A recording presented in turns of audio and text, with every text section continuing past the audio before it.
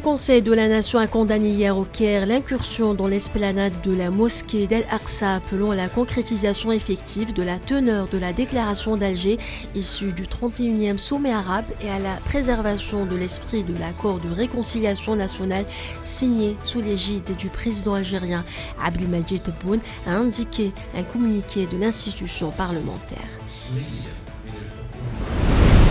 Le président américain Joe Biden entame dimanche sa première visite au Mexique depuis son arrivée à la Maison-Blanche lors d'un voyage dont le thème prédominant sera l'immigration.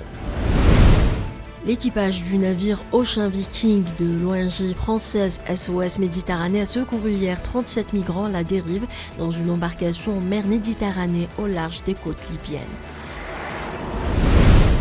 Les 49 soldats ivoiriens détenus au Mali depuis près de 6 mois sont arrivés à Abidjan au lendemain de la grâce qui leur a été accordée par le chef de la transition militaire malienne, Assimi Goïta. Ils ont été accueillis par le président ivoirien Alassane Ouattara. Ces militaires avaient été condamnés le 30 décembre à 20 ans de réclusion criminelle par un tribunal de Bamako.